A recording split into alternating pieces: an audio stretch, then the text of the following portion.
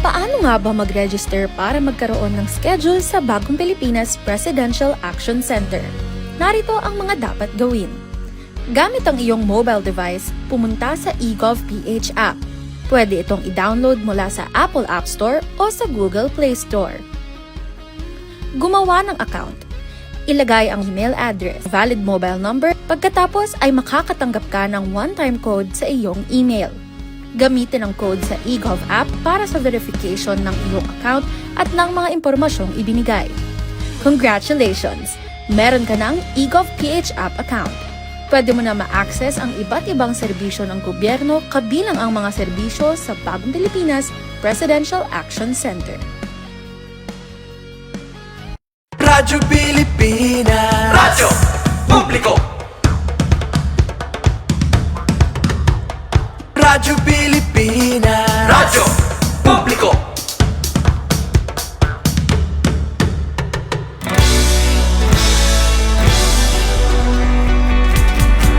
Mahalagang mga balita, napapanahong impormasyon. Kami ang inyong gabay pag may bagyo at sakuna. Serbisyo ng gobyerno kapag may nangangailangan. Mga proyekto ng Pangulo, damang-dama ang pagmamahal niya. Tulay ng mga hinaing, ang problema ng bayan ating lulutasin. Tulay sa himpapawid, tulay ng pagbabago. Radyo Pilipinas, Radyo Publiko, ng bagong Pilipinas. Radyo Publiko, Radyo Pilipinas, Radyo Publiko, ng bagong Pilipino. Mga proyekto ng Pangulo, damang-dama ang pagmamahal niya. Radyo Pilipinas, Radyo Publiko, ang boses ng Pangulo.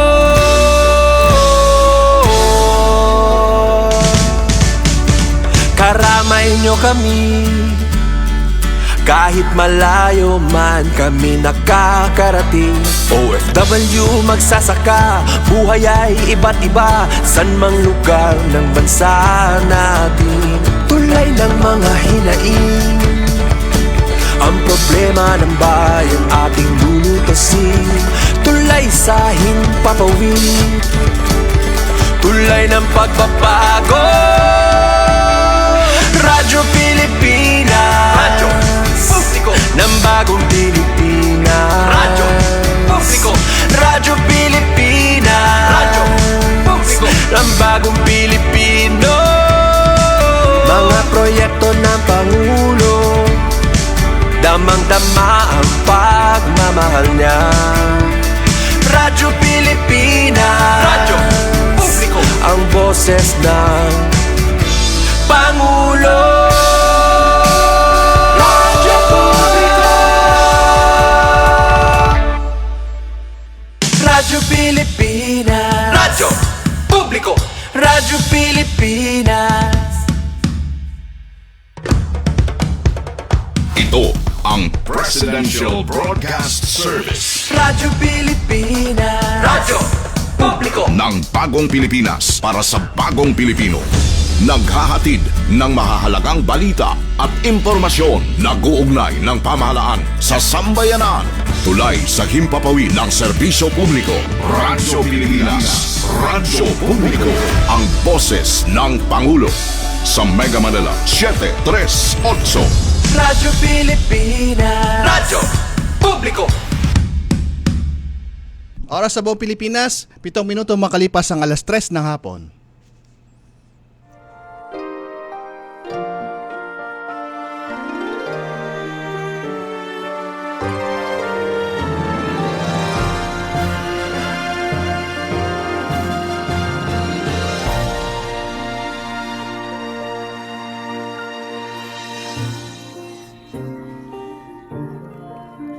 Isang magandang hapon po sa inyo lahat at welcome po tayo sa ating programang Kalinga Hatid ng Red Cross dito po sa Radyo Pilipinas, Radyo Publiko.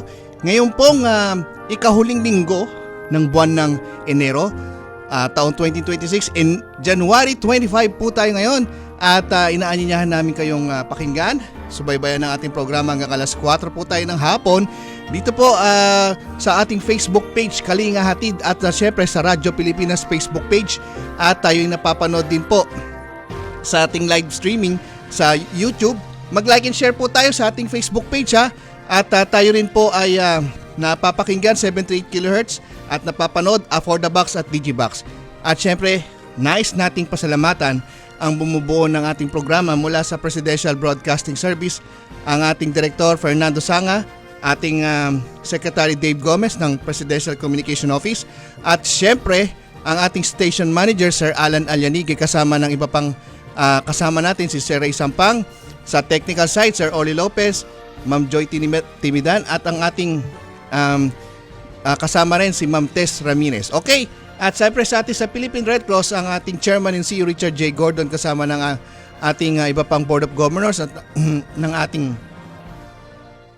ating Secretary General Dr. Gwen Pang, kasama yan ng iba pang mga chapters natin nationwide, mahigit 100 chapters natin nationwide, at ang ating mga administrators, board of directors, Red Cross 143 at Red Cross Youth. Kamusta po ang bawat isa sa inyo? Hindi na natin patatagalin pa dahil maganda ang ating talakayan. Mafi-feature po tayo ng mga volunteers ng International Federation of Red Cross and Red Crescent Societies. Ito po ang ating kasama lagi, Governor Corazon, Alma de Leon. Good afternoon, Ma'am Cora. Good afternoon. I'd like to begin our program by reading these lines. This season, let us reflect on the beauty and majesty of our earth. May we open our hearts to the call for a universal communion with all of creation and embrace our guardianship of nature. I pray that each of us, in our own small ways, answers the call to care for our only home and to preserve this unique gift, a manifestation of God's unending universal love for generations to come. May love, kindness, and peace be upon us all. At tamang-tama, ang bisita natin, ang topic natin ay volunteering at Philippine Red Cross, IFRC volunteer. And we have Miss Ella Blom, Shelter Cluster Coordinator of IFRC, Yes. and Mr. Francisco Montero, Shelter Cluster Coordinator of IFRC. Let us have them. Ella, could you greet our listeners in our program, Kalinga Hatid sa Red Cross? Go ahead, Ella. Yes, good afternoon. Hi, good afternoon. Very pleased to be here. So I am the Shelter Cluster Information Management Coordinator. I've been in the Philippines since about late November. Very pleased to be here. Okay. Can you tell us a short background information about you? Who is Ella Blom and where did she come from?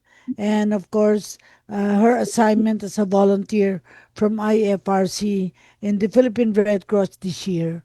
Go ahead, Ella. Yes, thank you. So a bit about me. I am originally from the Netherlands, but currently based in London. And I've been working in the humanitarian sector for over 10 years now, I'd say. My background is in social science and in conflict studies. So I've worked in countries like Syria and South Sudan, in Jordan, but also in Greece. Mostly working with information management with data. I'm really fascinated by data and maps. So I've also, gone back to university to learn how to work with the geospatial data side of things. I've been invited to come here to the Philippines to do just that. Yeah. How long have you stayed in the Philippines? So I've been here since late November, and I will be here until the end of February. Until February this year. Yes. But you don't know where you will be going after that. No, I will be returning to London, and hopefully I will find a new job at that point. Have you visited any disaster-affected areas in the country other than the Philippines? Yeah, so I've actually just returned from Cebu, where we visited the area around Cebu City that was affected by Typhoon Tino, and also the north of Cebu, the area around Bogo, that was affected by the earthquake. So I've just returned a few days ago. But in your career, when did you start to be a Red Crosser? Do you So this remember the? my first time working for, like, properly working for the movement. I have previously volunteered with the British Red Cross. They have a MAPS team. So I did a bit of volunteer work there. But this is, yeah, my first time properly sort of being a, yeah, I mean, so I work for the shelter cluster, which is hosted by the IFRC. So yeah, first time properly working for the IFRC, for the movement. And what did you learn as a volunteer of IFRC here in the Philippines? It's quite a question. Yeah, I don't know if Challenging. I would call myself a volunteer because I'm in a very fortunate position that I get paid for my work. And there are so many really amazing volunteers all over the world who work for the Red Cross who do that for, also out of the goodness of their own heart.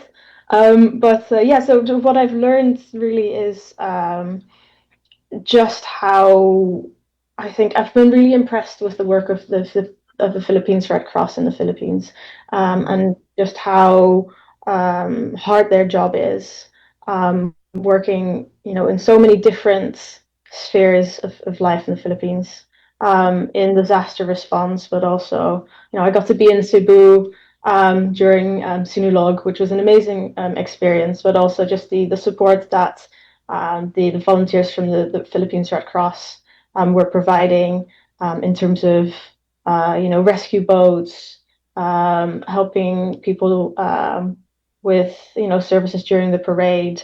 Just the breadth of work that the Philippines Red Cross does, I was really impressed with. Can you share your experiences in volunteering with IFRC and Philippine Red Cross? Because you've already mentioned a lot of countries where you have been, no? And now you will be in the Philippines until February. Am I Mhm. correct? Yeah. Yes. So how long in total would you have stayed in the Philippines? So 3 months in total. Mhm. So you don't necessarily stay a whole year and extended. It's really short term in a way, no? Yeah. And what can you say about the volunteers of the Philippine Red Cross? Because we're so proud of our Red Cross 143, and I Mhm. wonder whether you have you remember friends in the Philippine Red Cross. Mhm. Yeah.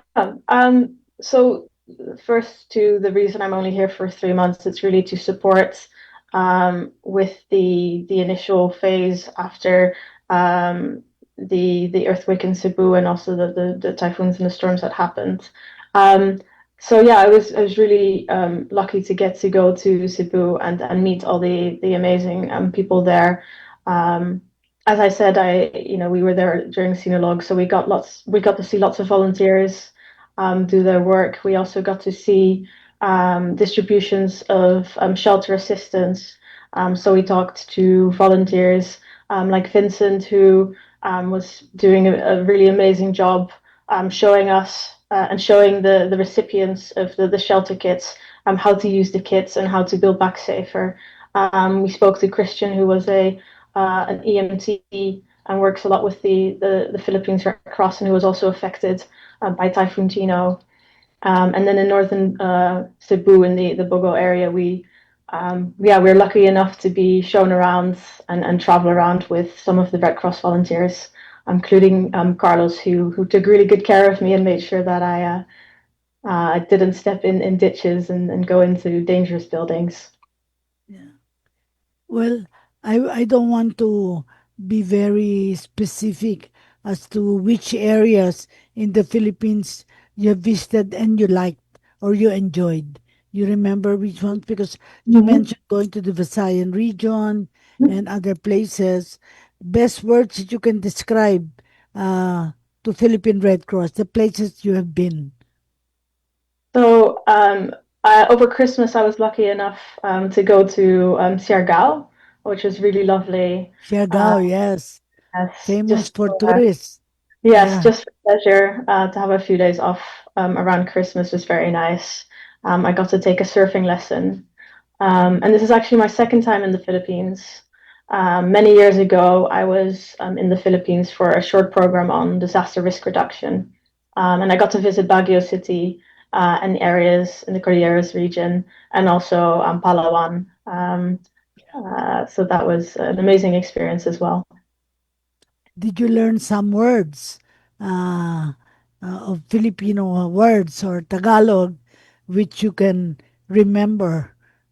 The main one I can obviously remember is Salamat because try Salamat, to thank keep it you. as much as possible. And just also the sort of words to be polite, addressing people with po. But yeah, I can't say that I've learned much beyond that. Also because I'm really impressed with how much English people here know as well, which has made it maybe a bit too easy for me to communicate with people that haven't had to learn much Tagalog or Visayan. You're supposed to have done shelter cluster coordinator. Maybe you can describe to our listeners what being shelter cluster coordinator requires. Mhm.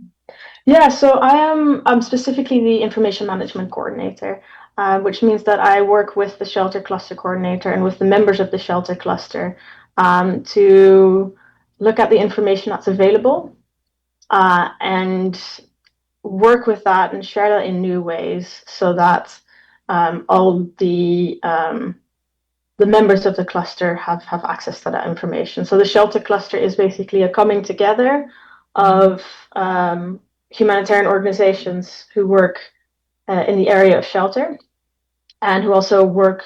Basically, it's an attempt to work together to bring people together so they can coordinate amongst themselves and also with the government to set priorities together.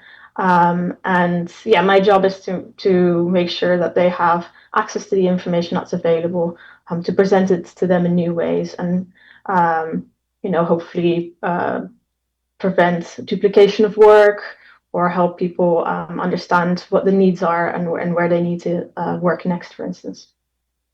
Well, this part of the interview is getting to know you, no? Finding out your background, where were you born? I don't want to ask your age because you look so young. Where were you born and where did you go to school? Because often these questions become important in where you have been assigned and how you have been successful because of the nature of your preparation for the volunteer work. Go ahead, Ella. Yeah, so I'm originally from the Netherlands, from the city of Rotterdam, which is where I grew up. And I went to university in the Netherlands as well. And then I did my master's in the United Kingdom. And I worked there for a while. And then I started working in different places for in the humanitarian sector. Moved back to the UK. So I'm currently based primarily in London, which is a city that I love. But my family are still in the Netherlands. Yeah. So I do try to go there once in a while. But in terms of education, Mm. uh, what was your basic education and a course in college? Yeah. So I did my bachelor's degree was in social science, a Social science, combination yeah. of political science, sociology, and law. And then I did my master's in international conflict studies. Um, Mhm. so learn more about war, international wars, Yeah. and the critical theory around that. And then after working in the humanitarian sector for a while and working with a lot of data, and especially working with a lot of maps, I wanted to, I did a lot of self-study and self-learning about data and maps, but I wanted to gain, even more knowledge of how to work with them. So I went back to university and I got a postgraduate certificate in geographic data science, um, yeah, which covered all of that. Outside of IFRC, have you worked in any international organization other than Red Cross? Mm-hmm. Yeah, so I worked with the International Rescue Committee in their M&E department in Greece. And then I moved on to the REACH initiative, which is part of a few different organizations and really tries to support organizations, humanitarian organizations, with information management and assessments. So I worked with them for a long time in Jordan, in Syria, and in South Sudan for many years, and went from doing the assessments myself to leading the teams that coordinated the assessments. And then after that, I worked briefly with Oxfam in the UK, and also as a contractor for the British government in their foreign office, working with data on conflict. It's very And difficult to ask you which countries you like best because you have been to all over. But if there will be one country you feel, even though you've worked there, but you want to go back, other Mhm. than your own country, which is, of course, England, where do you want to go? So yeah, I love London. London has a really special place in my heart. But if I had to pick if I had to pick a country that I've worked in that I'd want to live in permanently, I think the Philippines would definitely qualify. Wow. The weather is nice. You do have access to amazing beaches and nature. And there's, lots of things to do on the weekend in Manila. I have to say, of course, I've worked in, a number of countries that are affected by conflict, Yeah. which means that, there are a lot of hardships specific to the conflict. But of course, there are hardships in the Philippines. But yes, it seems like a place where you could have quite a nice life. Uh, Finally, best words that you can describe Philippine Red Cross. Ooh, one word. I would say dedicated. I've met so many people who work for the Philippines Red Cross who are so dedicated to the work that they do, and it's incredible to see when we went to the offices in Cebu and Bogo, how many volunteers there are walking around, and how the work of the Red Cross attracts people who help out. Yes. So yes, there's a lot of dedication, I think. Yeah. Well, I'm looking forward to meeting you in our home office, in our central office, and I hope that before you leave in February, I'll be able to catch up with you and follow up this interview because I think our contribution also is in volunteering in the Philippine Red Cross is meeting people like you from other countries who have made a difference in our country, and this is makes a world of difference for Philippine Red Cross, as we have the likes of you from Italy and have been to different different countries. So on behalf of Philippine Red Cross, I want to thank you for the work that you've done in the shelter cluster coordinator of IFRC, and looking forward to meeting you in person, even when it's possible, before you leave in February. Thank you very much, Ella. And Thank I you. will have the opportunity to interview Mr. Francisco Montero, Shelter Cluster Coordinator also of IFRC. I hope he's able to come. And so we will have a station break. Thank you very much, Ella.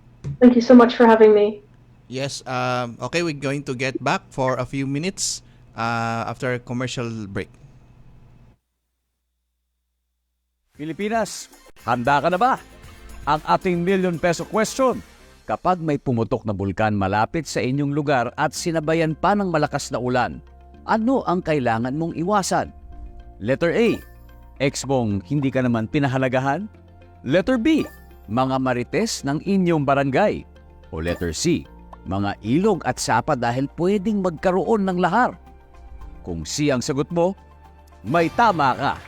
Delikado ang lahar o ang mabilis na daloy ng naghahalong abo ng bulkan at tubig. O, ngayon, alam mo na kung saan ka dapat lumayo. O sige na, lapit ka na kay X. Hehe. #panatag ang may alam. Maging panatag Pilipinas. News. Ang inyong pinagkakatiwalaang Radyo Pilipinas. Nasa TV na. Oo, nasa TV na. Ang Radyo Pilipinas 738 AM ay live nang mapapanood sa Channel 3 ng ABS-CBN TV Plus at Channels 45 to 49 ng GMA Affordabox. Kaya may access ka na sa balitang totoo. Anytime, anywhere. Sa radyo, sa social media at TV. Radyo Pilipinas 738 AM.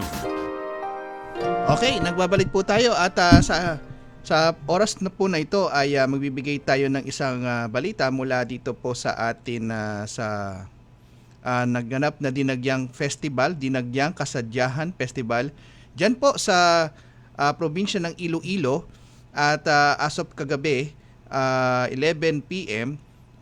Total patients catered natin dyan sa Dinagyang Kasadyahan Festival ay naka 75 patients po tayo at 27 doon ang nagpakonsulta ng blood pressure. Samantalang merong 32 tayo na minor cases at 3 ang nadala sa ospital. At meron po tayong tracing na 7 at tumawag na 3. Psychosocial support po ay 7 at tracing ay 3. Ang mga summary po ng cases natin na minor cases natin na nagkaroon po sa abrasion, pananakit ng dibdib, cramps, difficulty of breathing, pagkahilo, eye irritation, sakit ng ulo, laceration, numbness o pain in extremities, and then sprain. Samantalang yung mga dinala sa hospital ay merong tinatawag na anxiety attack, difficulty of breathing, and loss of consciousness. Tayo po ay nagkaroon dyan ng 7 first aid station, 7 welfare desk, 2 roving team, 1 child-friendly space, 2 emergency field hospital, at na-deploy po tayo ng mga ambulansya at mahigit 100 volunteers po dyan sa Dinagyang Kasadyahan Festival. Okay? Gob Cora? We are supposed to have Mr. Francisco Montero. Apparently, he didn't come, or is he coming? No updates, sir. Gob, I'm communicating at the email. According to Ella, he is coming. But in the meantime, since Ella is here, I want to continue discussing with her because she has so much experience. And I think it will be useful to ask her the challenges that she faced, difficulties, and in the different countries. Because when I think of I have been to, of course, Italy when I was Secretary General, and we walked the long mile with that attempt to discover Italian Red Cross. And they're really, what I wanted to share was I saw the rescuers in the Italian airports. That was very good for me to see. That if there will be any disasters or difficulties in the Philippine Philippine airports, it would be good to have access to Red Cross. I saw that and I was so impressed with what I saw in Italy. But maybe your own experience, I'd like to ask any challenges that you had to face or places that you thoroughly enjoyed your assignment. Go ahead, Ella. 1, thoroughly enjoyed the assignment, and 2, maybe not as thorough but very challenging. Go ahead, Ella. In general, it's challenging to come into a new context and to start, immediately working on things and knowing where the priorities lie if you're new to a country. So that's been challenging. For instance, in the role that I'm doing now is, entering this new context, new role, new people to work with. And know what people need and how I can best support. So I'm obviously here for a short time. So knowing how I can best use my time is challenging, but I'm working through that challenge. Um, what I've thoroughly enjoyed. Do you mean as like a place that I've worked in, or a challenge that I've had in any of the countries that I've worked in? Mhm. That's a really good one. I think I've really enjoyed just getting to know a side of different countries that I've worked in that a lot of people don't see. When you come to a country and you work with the people from that country, and you spend all day every day in the same office, um, you learn about the world and about different countries, and you really you build the picture of what the world is like for different people all over.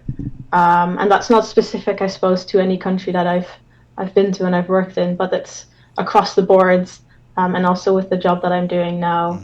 I think that's the learning. I always try to learn things in any new role that I take.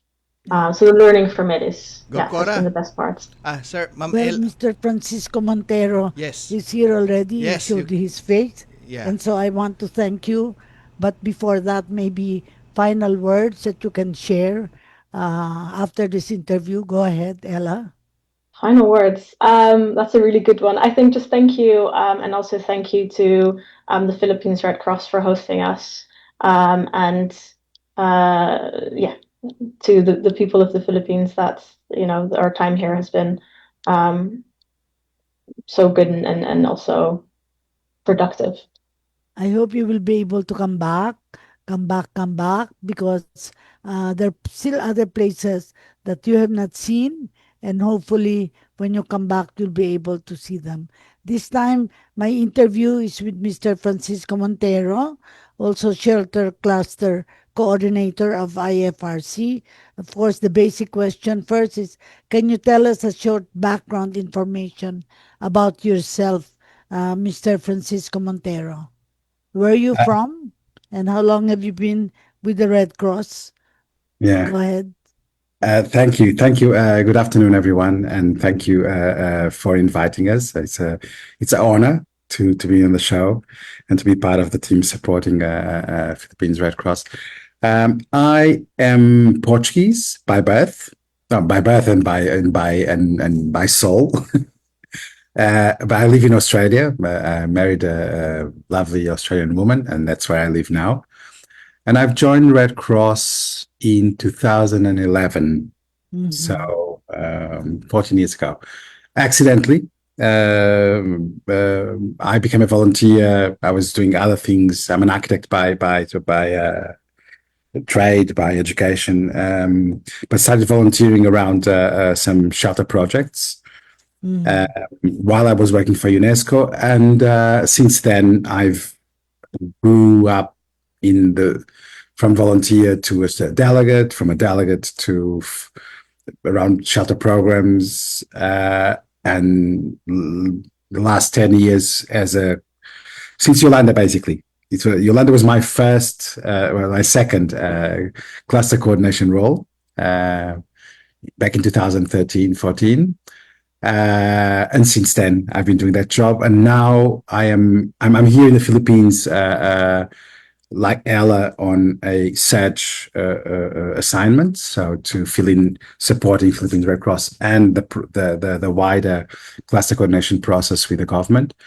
But my normal job is with the Global Shelter Cluster that now is changing name, but it's still there. So there's a global team that supports different countries. So I'm the focal point for coordination and country support. Okay. But how long have you stayed in the Philippines? Since when? I've stayed I can't remember exactly how long I stayed in Yolanda. Yolanda would be July, right? Or I was not the first what year? rotation. Yes, 2018? I came in 2014. 14, yes, earlier. From March, February, I think, was like the second rotation, sorry. And I stayed until June, July. I can't remember exactly the dates, but around that time. Yes.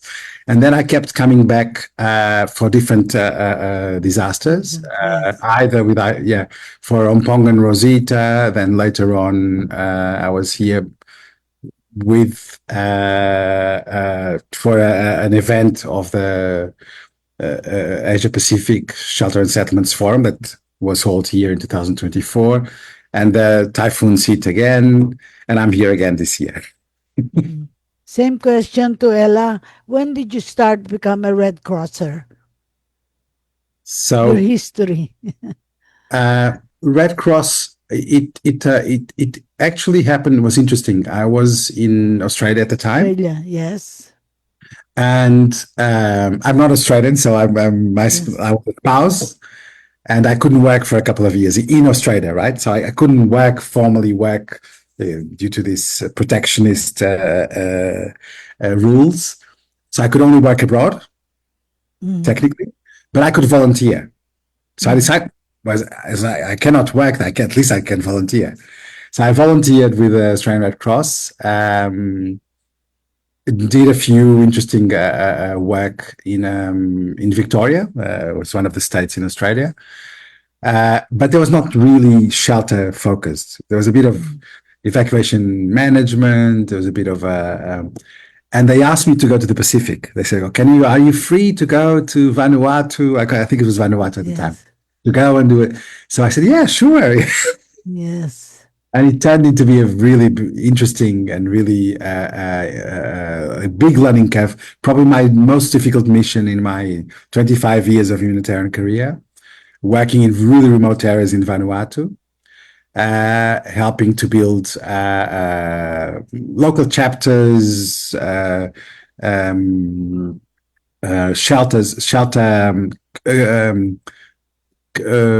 the communal shelters. So in small villages, there are shelters for the whole community.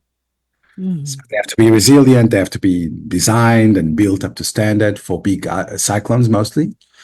So I did a few of those, and then immediately from that on, I was sent by Australian Red Cross to a number of different countries. I remember Mozambique, Africa. Africa, yes, because I speak Portuguese, so Mozambique speaks Portuguese. Yeah, so and for me, it was very humbling to understand, because I knew Red Cross, but I have never been part of the movement, right? Yeah. And it was very humbling for me to understand the volunteering side of it, which is very impressive. The dedication and the time that people bring along with their skills to the movement and to the cause. The level of genuine caring and genuine empathy with people that are vulnerable, without expecting nothing in return, which I find really compelling.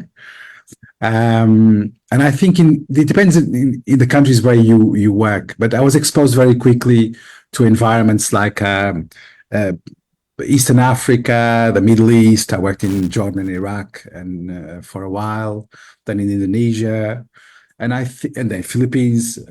Although they're different, it's very impressive to see people that volunteers from poor communities, for example, that have little to offer. I mean, but they will share whatever they have. They will share their time, their home, the meals, and it's very touchy, because I feel I come from a privileged background, and I never give enough. Yeah. I try to give as much as I can, but it's never enough compared to other people that are less fortunate than us. Yes. Yeah. So I think I got not only more engaged with Red Cross, with the movement, but more energized to fully understand how could I contribute. Well said, well said.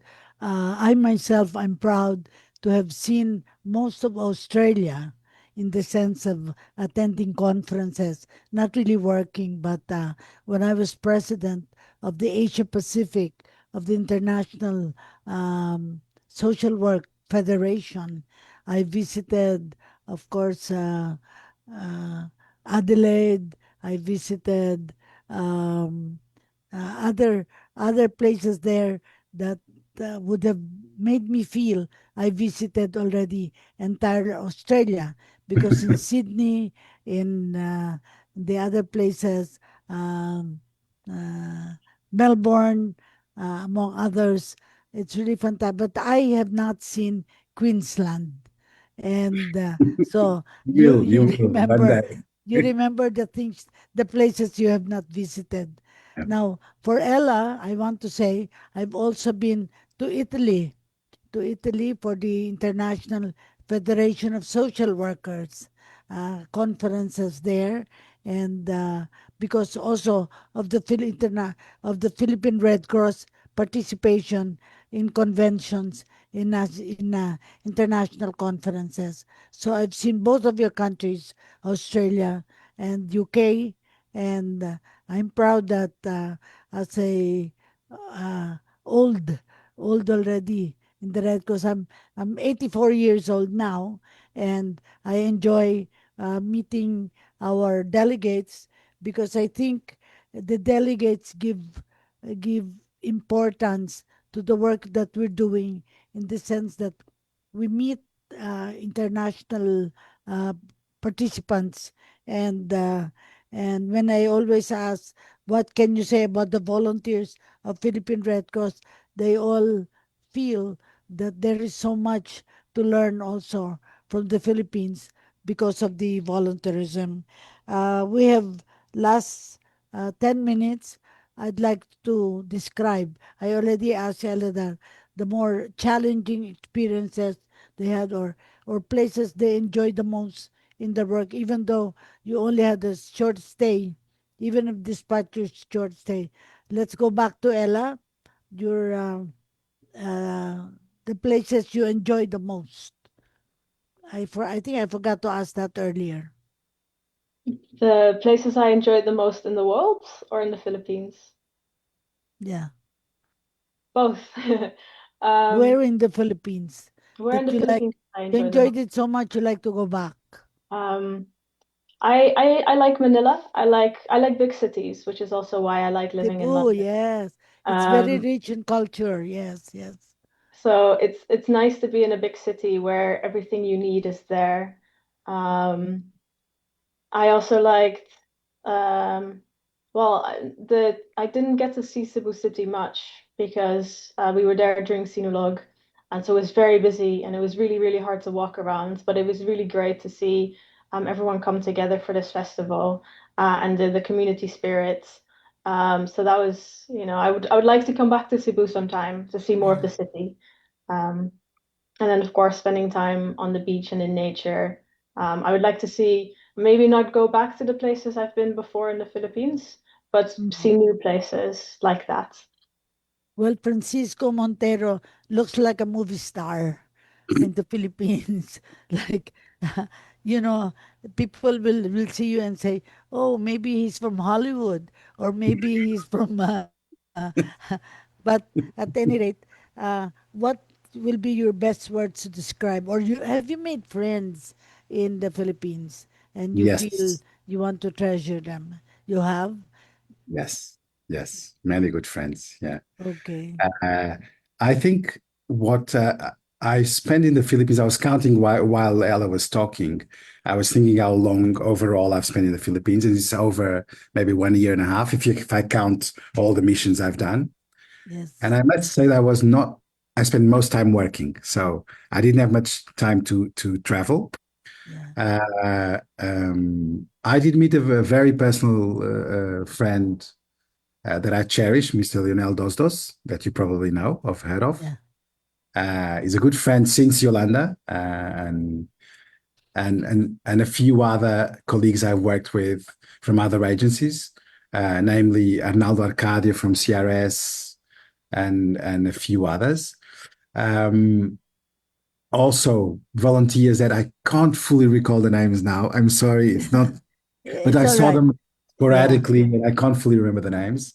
Um, But what I feel is my first recall, the person that I cherished most when I came to the Philippines was a lady called Pinky Solomon that you know well, that was leading the SWD at the time, and it made me. It was an entry point to the Philippines, to the strength of women in the Philippines, Yes. to the capacity to mobilize and to stimulate and mobilize and cherish work for the good cause. I think that made me a huge impression, more than the landscapes, more than the blue waters, more than the seafood. She really changed my life. In a way, my perception of Philippines, Perspective. Yes, yes. and definitely moving forward, the bar went really high because you know, but I definitely love the climate. Although I'm from European origin, I do love the tropics. I feel at home in the tropics. The and I'm a bit like Ella. I would like to travel a bit more. Well, so as opposed as to Ella, I love cities. As Ella, I love the urban areas. I'm a very urban person, but I think I would like to explore more remote areas because every trip I made in northern Get to Luzon, see, I, yeah. Leyte, most of the time I was here, but Luzon, south, north, and east and west, I know quite well, and Leyte as well. I felt that every time I went to small communities, there is gentle, open, and kind, warming, welcoming that you don't see in many countries, to be honest. And I've traveled a lot. I think that's very compelling. And I always think about that when I come back. And every time that I've got a chance to come, I think, why do I love these people? That they're really welcoming. And for me, it's a very, very compelling thing. In the same way, having visited Australia, I feel it has the ambience of Europe, but the modernity of America as well. And with Yeah, the many very. Filipinos there, I feel it feels so Asian as well. And for Ella, having been to England and having been to parts of Europe, I love England, not because just the royalties, but I know there is some conflict now between Prince Harry and and and Prince William. But let it be said that whatever conflict they might have will hopefully be resolved. Unfortunately, Queen Elizabeth has died and can no longer patch them up. But maybe King Charles, uh, I don't know. But I think they're right not to have Camilla a part of the of the government because she did havoc to the country. My personal opinion. I could be wrong, but anyway, that's just my take. May I request you for your final words? I final from Ella for having come on time and spent really half an hour practically for the interview. Final words, Ella. Oh, final words is again just thank you. Thank you for having us. Thank you to the Philippines Red Cross for letting us work with them. And yeah, I've enjoyed being here so far, and hopefully I can make my time here until the end of February as productive as possible. Yes. And of course, uh, Francisco Montero, the movie star of the Philippines from Australia. Go ahead, Francisco. Uh, I obviously want to thank the kindness and welcoming working environment within PRC and our colleagues at IFRC office. Um, I hope, a bit like Ella, to make a bit of a difference and leave something behind. I think it's important. Because I came and go a few times. I feel that slowly I've been seeing some of the fruits of our work together. Yeah. And I think that's the most important thing, is to make sure that we come here for a reason. We have a chance to discuss perspectives and to leave some of our knowledge behind, to be useful for the way forward, both for PRC, for Philippines Red Cross, but also in our case, because we work with other agencies, to the wider group of organizations in the humanitarian space, working with shelter mainly. Yeah.